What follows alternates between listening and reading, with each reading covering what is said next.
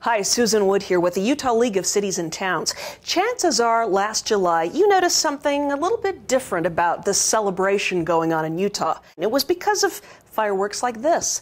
They're now legal in the state. But will the restrictions be changing this year?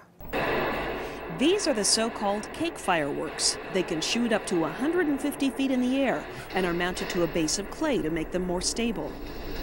And judging by the sale of cake fireworks this year, they are pretty popular here. Our fiscal analyst said we think you'll sell about $90,000 worth of the new aerial fireworks this past July, and it'll bring in about $4,000 to the government in revenue.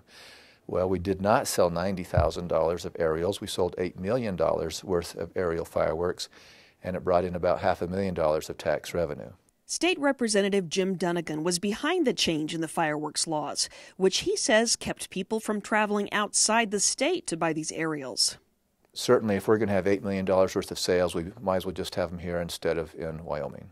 But allowing aerial fireworks morning and night for more than a month drew quite a few complaints to local fire agencies.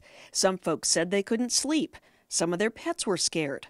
Some people worried about the fire hazard. When I was getting phone calls, there was genuine fear in the citizens' voices.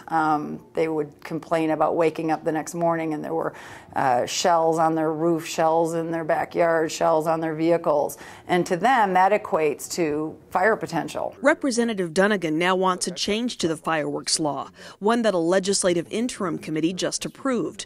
Return to the old sales period of 3 days before each of the July holidays and 3 days after, and adding restrictions on the time of day fireworks can be set off, limiting them from 11 a.m. to 11 p.m. So it will cut the time period in half. From being about a month, it'll be 14 days. But Salt Lake City's fire marshal doesn't believe it goes far enough.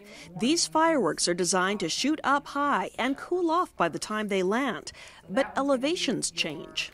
This fire in Reno was sparked by a cake firework in 2004.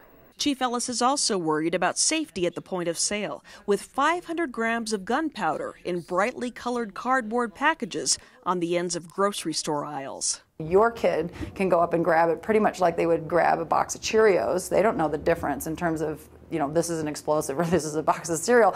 They know that it's colorful and it's pretty, and so they go and they throw it in your cart, probably fairly nonchalant fashion. And she is worried about them tipping, shooting into nearby homes or garages. Here, firefighters demonstrate the ricochet effect of these cake fireworks by setting them off inside the old Utah County Jail. A firework was placed underneath a bag of potatoes in a shopping cart. Picture anything that's being propelled. It's not going to stop until the propellant is gone. Have you had many concerns or complaints about the way these products are sold or marketed? The safety issues there? No. Representative Dunnigan is not proposing any changes to packaging or the manner in which they are sold. We are requiring each firework to be individually wrapped in a package, and the fuses have to be taped covered.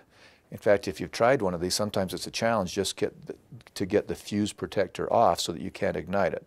And he's pleased to provide Utahns an opportunity to celebrate in a big way. Utah is a patriotic state. We like to celebrate the 4th. We like to celebrate the 24th. And like John Adams said, he wrote to his wife and he said, we need to celebrate the 4th of July each year with illuminations from one end of the country to the other. So I'm just trying to do my part with that. For the Utah League of Cities and Towns, I'm Susan in the City.